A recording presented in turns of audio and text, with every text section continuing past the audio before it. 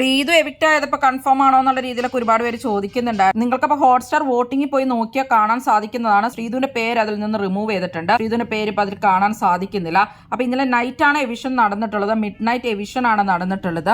അപ്പൊ ശ്രീതു എവിക്റ്റ് ആവണമെന്ന് നമുക്ക് എപ്പിസോഡിൽ കാണാൻ സാധിക്കും. ശ്രീതുവിന്റെ ഒഫീഷ്യൽ ആർമി പേജുകൾ അപ്പൊ സപ്പോർട്ട് ചെയ്യുന്നത് അഭിഷേകിനെയാണ്, അർജുനെ അല്ല. അതുകൊണ്ട് തന്നെ ആ വോട്ടുകൾ അപ്പൊ കുറെയൊക്കെ അഭിഷേകിലേക്ക് പോകാനുള്ള സാധ്യതയുണ്ട്. അങ്ങനെ വെച്ച് നോക്കുമ്പോൾ അഭിഷേകും വിന്നർ ആവാനുള്ള ഒരു സാധ്യതയാണ് നിൽക്കുന്നത്.